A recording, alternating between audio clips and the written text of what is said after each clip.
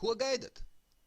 Ka solīšu un melošu, līdzīgi citiem politākstiem, palielināt algas un pensijas, vai stāstīšu, kam pieder valsts?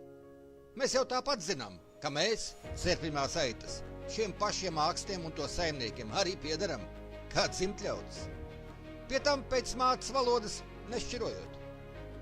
Man, tāpat kā jums, ne tikai iztrieca bērnu trimdā, kalpot saimniekam par zupas tiesu, bet grib atņemt arī vērtības, uz kurām augām, kuras katram normālam ir svarīgas. Ka cilvēks cilvēkam nav vilks un konkurents, bet draugs un sadarbības partneris.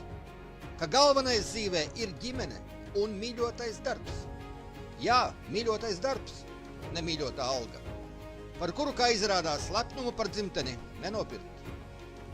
Vēl nesen katram bija valsts bezmaksas izglītības garantēts, katram pēc sirds izvēles darbs, ar cilvēka cieņu nepazemojošu algu. Pārliecība par savu un savu bērnu nākotni. Tiesības audzināt savus bērnus savā dzimtenē. Vārgi slēpta kauna vietā lepnums par savu valsti. Ka valsts cilvēkam, ne otrādi. Un pie šodienas tehnoloģija attīstības, no katra pēc spējām un katram pēc vajadzības, var būt mūsu šodienas realitāte.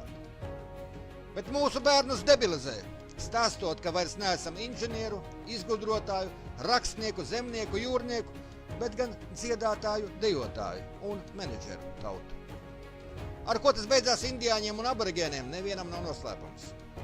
Kur latviešiem gatavo rezervāciju vai brīvdabas muzejā? Tieši bezdarbs iznīcina Latviju, jo nav darba pēc sirds izvēles ar godīgu atalgojumu. Jo privātais nekad neliks sabiedrības intereses augstāk par savējām, un patēriņu preču ražošana vienmēr būs izdevīgāka par ražošanas līdzekļu ražošanu. Esam zaudējuši kā vienu, tā otru, un bez stingras valsts kontroles atjaunotiem valsts uzņēmumiem to neatgūt. Atbrīvojušies no šakāļu bara likumiem, efektīgas plānveida saimniecības rezultātā nodrošinām preču pašizmaksas pazemināšanu. Tātad tautas labklājības pieaugumu. Uz Latvijas piemēra parādīsim visai pasaulē brīvā tirgus kapitalistiskās saimniecības neefektivitāti. Šādi pārorientējot daudzas pasaules valstis uz nekapitalistisko attīstības ceļu. No nekontrolētā brīvā tirgus hausa pie valsts ilgtermiņa plāna saimniecības. Kapitālisms ir dziļā krīzē, un nav jābaidās par to skaļi runāt. Par augstāk minēto parakstos es, Edvīns Puķe, Latvijas centriskā partija. Iz vēstures. Lai plānveidīgi attīstītu vietējo ražošanu, sākās valsts akciju sabiedrību dibināšana. Tai skaitā Ogle ar 500 000 pamatkapitālu 38. gada 10. decembrī. Ogļu, koka, malkas, kūdras un citu degmateriālu tirdzniecībai. Vairogs ar 8,5 miljonu pamatkapitālu 38. gada 15. decembris. Metalurģija, vagonbūve, transportlīdzekļu, kuģu, lauksaimniecības tehnikas ražošanai. 37. gadā Vairogs vienojās ar Ford Motor Company par Ford automobīļu ražošanu Latvijā. Ķeģelnieks 37. gada 21. janvārī. Ķieģeļu un drena caurļu ražošanai. Aldaris 37. gada 30. aprīlī. Alus brūvēšanai.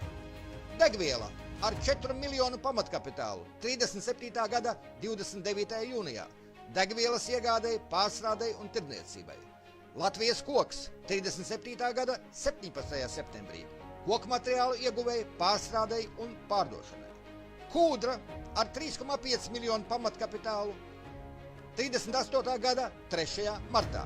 Kūdras ieguvēji, pārstrādei un pārdošanai. Šīfers ar 1,5 miljonu pamatkapitālu 38. gada 1. aprīlī. Azbesta, cementa, izstrādājumu jumtiem un celtniecībai. Sākās jaunas fabrikas celtniecību Brocānos.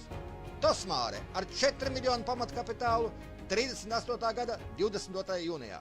Metāla izstrādājumu, lauksaimniecības tehnikas un